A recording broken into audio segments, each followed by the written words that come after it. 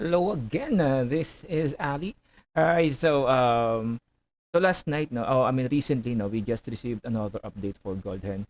So we are now on Goldhen 2.1.1.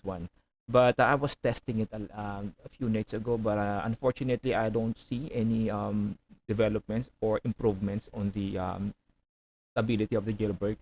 So I don't think we need a separate video for that. And for now, ngayon mag-share tayo ng mga practices or some payloads that is a must-have for especially if you're new on jailbreak. You know, these payloads will help you navigate your PS4 more, and especially actually this payload will answer some common questions sa mga bago sa jailbreak. Okay. So ngayon muna no, i-activate muna natin si jailbreak. By the way, no, another tip if you're having trouble activating your PS4, always use the light version. Especially like what I have right now, I'm using Caro Light. No, Light usually has the minimum payload available. So less payload, less chance ng error. At mas mabilis kasi pag naka-light lang. And I have tested other tools, and this process or this procedure we have the best result or best stability. So one thing I can recommend is always use the light version. Whether you're using some host, always look for the light version. Unless you want to try some or you want to do something on your PS4 that is not available on the light version. Okay, na-load ko na pala. Okay, so first thing first, what is the very first payload that I definitely recommend? By the way, before we proceed to the payloads, let me just remind you that it is very important to use DNS, to prevent any accidental updates, because we still may mga nakikita pa rin tayong issue regarding sa updates.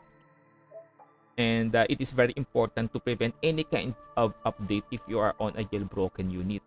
And also, after using a DNS, it is also helpful to disable the update completely. To disable the update, let's go back to our host. I forgot to show it a while ago. Okay. Right, so to disable the updates, we can use this one. Okay. So just click on this and updates will be disabled. By doing this, you will prevent any updates, even the manual updates. It will be blocked by the PS4. And if you want to re-enable the update, so you can just use this one. So when do we have to enable the update? Well, in case there's a new jailbreak and you want to upgrade it or to update your jailbreak, you will have to enable it first for you to be able to update to the next firmware. Or if you just want to go back to official firmware, you can use this. Okay. So let's proceed to the first payload. Okay, ang pinakaunang payload na marerekomenda ko is Dps4 Temperature. Alright. What this exactly do is it prevents your PS4 reaching a certain temperature, because by default your PS4 will only increase the fan speed once it reaches a certain temperature. So I think it's around 80 degrees. Once it reaches 80 degrees, dun nyo palang mapapansin na lumalakas yung fan. By using PS4 Temperature, you can control the temperature of your PS4 by setting a certain year. Okay, ito. So pag dito kayo makakapili ng specific level ng heat na i-maintain ng PS4 nyo. So this is a very important payload to prevent any accident or any issues regarding overheating.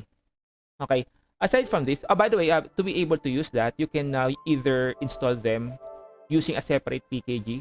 So I will also leave a link on the host. I mean on the PKG on our description. You can put the PKG on the root of your hard drive or USB and just install it here. Package installer. Unfortunately, I don't have one ready right now. Or the Homebrew Store. And this will lead us to the second application that is a must for for at least those new to the jailbreak. Okay, so Homebrew Store. Here we can find a collection of a lot of homebrews. So you can either install your PS Temperature here as well as the other payloads, or I will show you a different method later that will also lead us to another payload. Okay. Okay, dito tayo. First sa store groups, then sa utility. Okay, sorry nalimutan ko. Okay, then sa utility dito natin makikita yung ating PS4 temperature. Actually ito 'yun. Tumampas tayo. Dito siya. Nakaharang lang yung mukha ko eh. Ito siya. So you can use this. Actually it's already installed, so I don't have to install this, but just click on download and install. All right. Ay, nag-download ba? No, no, no, no, no, no, no, no, no. Hey, balik ka. Okay. Okay. So aside from PS4 temperature, the thing is that I recommend na makikita natin dito. Medyo matagal lang mag-loading dito, medyo matagal. At minsan masyadong matagal. Now, there's a lot of useful application here, but I don't want to go them each of them no kasi it will definitely take some time. So doon lang tayo sa mga marerekomenda natin. Bata wala yung ano natin. Okay, sa utility. Okay. This package installer and the Ps4 Explorer. Okay, dito naman tayo sa Ps4 Explorer. So Ps4 Explorer allows you to explore your PS4. You know, mabubuksan natin. We can check the folders on your PS4. So if you want to transfer files manually, if you want to install files manually, if you want to transfer a folder to a specific folder, we can use Ps4 Explorer for that. There will be some occasions na kakailanganin nyo to. So mas maganda talaga na naka-ready na to sa inyo. And aside from that, now we also have this one. Okay, the Apollo Save tool. This Apollo Save tool has so much things it can offer. Actually, it needs a separate video para ipakita natin kung ano yung ginagawa ni Apollo Save tool. But I will just give a brief introduction. Well, Apollo Save tool allows you to transfer files from different accounts.